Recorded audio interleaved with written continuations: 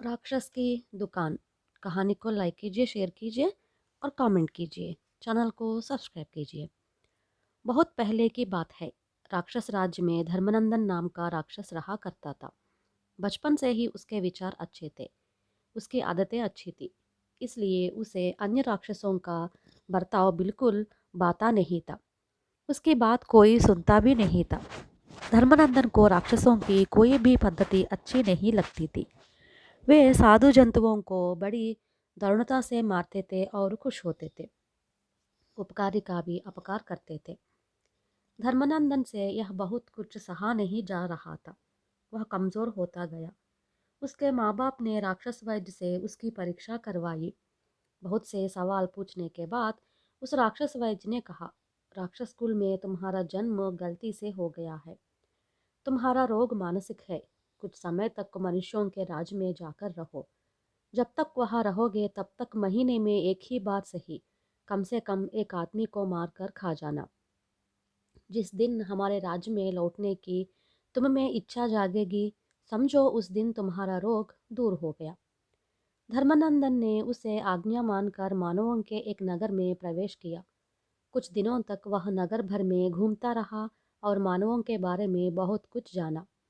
मनुष्य की शक्ति सीमित है, किंतु अपनी बुद्धि के बल पर वह असाध्य कार्य को भी साध्य कर रहा है। उनमें भी धोखेबाज, दगाबाज और अपराधी है, पर वे इन बुरी प्रवृत्तियों से बचने के लिए कानून बना रहे हैं। अनुशासन के साथ जीवन बिताना उनका निरंतर प्रयत्न है। धर्मानंदन को मनुष्य की जीवन पद्धति अच्छी लगी। उसने उसी नगर में बसने का निश्चय किया।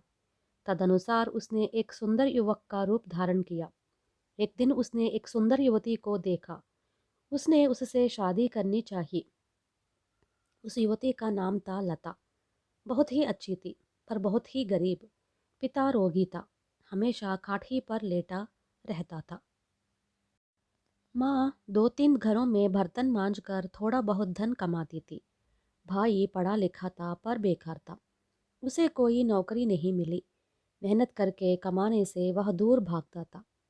लता भी काम करके अपने माँ बाप की सहायता करना चाहती थी, पर बालिका लड़की को काम पर भेजना उस घर की रीति के विरुद्ध था। एक दिन लता जब मंदिर जा रही थी तो धर्मानंदन ने बिना किसी झिझक के उससे अपना प्रेम व्यक्त किया। वह हंस पड़ी। उसकी हंसी में दुखता व्यवस्था थी। वह बोली, मेरी शादी मेरी इच्छा पर निर्भर नहीं है। इसी गांव में दूर का मेरा एक रिश्तेदार है। 1 साल पहले उसकी पत्नी मर गई। वह चाहता है कि मुझसे दूसरी शादी करूं। उसकी इच्छा पूरी होने पर वह मेरे पिता की चिकित्सा करवाएगा, भाई को नौकरी दिलवाएगा। पहली पत्नी से उसके 4 बच्चे हैं। बड़ी लड़की मेरी उम्र की होगी। मेरे घर में इस शादी के लिए कोई तैयार नहीं है। मेरी शादी उस आदमी से करना नहीं चाहते। हमने अपना घर उसके पास गिरवी रखा है। सप्ताह के अंदर हमने अपना निर्णय उसे नहीं सुनाया तो वह हमें घर से बाहर निकाल देगा। उसका कर्ज मैं चुकाऊंगा। तुमसे शादी करूंगा। धर्मानंदन ने उसे आश्वासन दिया। मैंने तो पहले ही कह दिया ना, मेरी शादी मेरे अधीन नहीं है। हमारे बड़ों से बात करो, कहकर लता चली गई। धर्मानंदन लता के माँ बाप से मिला और अपने मन की इच्छा प्रकट की।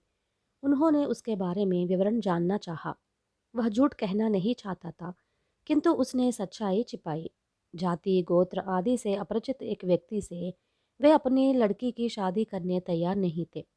मंदिर जाती हुई लता से वह एक और बार मिला।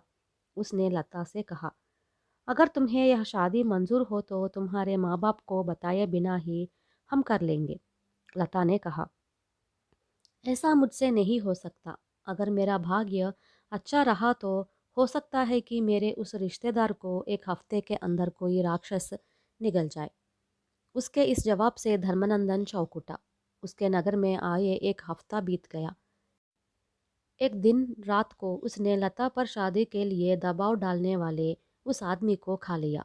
उसे इस बात पर तृप्ति हुई कि मैंने उसे खाकर अच्छा ही काम किया। लता की शादी की समस्या तात्कालिक रूप में मुलतवी हो गई। इतने में एक और महीना पूरा होने को आया। मनुष्यों के प्रति उसकी ममता बढ़ने लगी। किसी को भी खाने की उसकी इच्छा नहीं हो रही थी। आखिर उसने एक दिन एक सन्यासी को पकड़ लिया। उसने सोचा कि सन्यासी का अपना कोई नहीं होता, इसलिए उसे खा भी जाऊं तो किसी को खेद नहीं होगा। पर सन्यासी ने राक्षस से कहा, पुत्र धर्मनंदन, तुम सन्मार्गी हो, मुझे खाना तुम्हारे लिए उचित नहीं होगा। मनुष्यों में अच्छाइयों को पन पाने के लिए मैं अपनी तरफ से पूरी कोशिश कर रहा हूँ। कष्टों में सलाह देकर कितने ही लोगों को मैंने सहायता पहुंचाई। मेरे ना होने से मानव जाति का नष्ट होगा। मुझे खाने से तुम्हें पाप लगेगा। सन्यासी ने उसे नाम लेकर पुकारा, इसलिए उसके प्रति धर्मनंदन के हृदय में श्रद्धा उत्पन्न हुई। उसने उसे सादर नमस्कार किया और उससे पूछा कि मुझे भी कोई अच्छी सलाह दीजिए। तब सन्यासी ने लता के दूर के रिश्तेदार का जिक्र किया। कहा, उसका नाम निर्वाक है। वह कोई कहने लायक संपन्न नहीं। उसकी पत्नी का नाम कात्यायनी है। उनकी कोई संतान नहीं है। मैंने उन्हें सलाह दी कि किसी लड़के को गोद ले। वे इस संबंध में किसी निर्णय पर आ नहीं पा रहे हैं। सन्यासी ने उनका पूरा विवरण दिया और फिर धर्मनंदन से कहा, इसी नगर में वक्रबुद्धि नामक एक करोड़पति है। वह बड़ा ही झूठा आदमी है। बहुत से लोगों को उसने धोखा दिया है। साधारण लोग उससे टक्कर लेने की ताकत नहीं रखते। तुम तो शक्तिशाली हो, मायावी हो। एक दुकान खोलो जहाँ गरीबों के लिए सस्ते दामों में सामग्रियाँ बेची जाए। सब लोग तुम्हें अच्छा आदमी मानेंगे और तुम्हारी प्रशंसा करेंगे। जब तुम अच्छा नाम कमा पाओगे, तब जिस निर्वाक का जिक्र मैंने किया था वह तुम्हें अवश्य ही गोद लेगा। इसके बाद कोई भी तुम्हारी जाति, कुल, गोत्र आदि की बात नहीं करेगा। उस दिन रात को सन्यासी की सलाह के अनुसार धर्मनंदन ने सुस्त सोम को खा लिया। फिर एक खाली जगह देखी और वहां एक सुंदर दुकान की सृष्टि की। सवेरे लोगों ने नई दुकान देखी तो उसकी प्रशंसा करने लग गए, क्योंकि वह उन्हें बहुत ही आकर्षक लगा। धीरे धीरे धर्मनंदन की दुकान में आने वाले ग्राहकों की संख्या बढ़ती गई। महीना पूरा हुआ पर उसे खाने के लिए आदमी नहीं मिला। अपने आहार के बारे में भी धर्मपद पर चलने वाले उस राक्षस की समझ में नहीं आया कि क्या किया जाए। इस बीच वक्रबुद्धि की नज़र धर्मनंदन की दुकान पर पड़ी। उसने देखा कि दिन ब दिन उस दुकान की वृद्धि हो रही है, तो उसने धर्मनंदन को मार डालने का निश्चय किया। गजबल नमक मल्लयुद्ध को इस काम पर लगाया। आदमी के इंतजार में ही बैठे धर्मनंदन के चंगुल में आप गजबल फंस गया और उसका आहार बन गया। यूं धर्मनंदन के आहार की समस्या का परिष्कार हो गया। अब धर्मनंदन को अगले महीने के बारे में चिंता होने लगी। इस बीच निर्वाक उसके पास आया और बोला, तुम्हारे बारे में मैंने बहुत कुछ सुना है। मालूम हुआ है कि तुम्हारे अपने कोई नहीं है। तुम जैसे उदार व्यक्ति को गोद लूं तो मेरे वंश का उद्धार होगा। क्या तुम्हें यह स्वीकार है? उसकी बातों से धर्मनंदन बहुत ही खुश हुआ और अपनी स्वीकृति दे दी। निर्वाक ने उसे शास्त्रोक्त गोद लिया। धर्मनंदन इसी सोच में लीन हो गया कि मेरा राक्षस रूप अपनाने वाला कौन मानव मिलेगा। तब वह अतिक्रोधित वक्रबुद्धि आया और कहने लगा, 10 हाथियों समान बलवान, 12 सिंहों के समान पराक्रमी अपने सेवक गजबल को यहाँ भेजा था। उसका कोई पता वता नहीं। नगर के प्रसिद्ध तांत्रिकों से पूछने पर मालूम हुआ कि कोई राक्षस छिपे छिपे तुम्हारी मदद कर रहा है। उन्होंने मंत्र तंत्रों की सहायता से होम व हवन करके इस सत्य को जाना है। बोलो, वह कहाँ है? उसे दिखाओ, पल भर में उसे भूमि में गाड़ दूंगा। धर्मनंदन उसकी बातों पर जोर से हंसता हुआ बोला, तुम्हारा जैसा नाम है वैसा ही पाया। 100% तुम वक्रबुद्धि ही हो। राक्षस यहाँ क्यों रहेगा? वह रहेगा अपने राक्षस राज्य में। उसने वक्रबुद्धि को राक्षस राज्य के विवरण भी दिए। यह सुनकर वक्रबुद्धि बहुत ही खुश हुआ। वह कहने लगा, वाह, भाग्यवान को ही ऐसी जगह पर रहने का अवसर मिलता है। एक बार, सिर्फ एक बार मुझे उस राज्य में भेजो। भेज सकता हूँ, किंतु ऐसा करने से मुझे भी कुछ न कुछ लाभ होना चाहिए ना। अपनी पूरी जायदाद मेरे नाम कर दो। मैं तुम्हें समस्त शक्तियों से भरपूर बनाकर राक्षस राज भेजूंगा। धर्मनंदन ने कहा।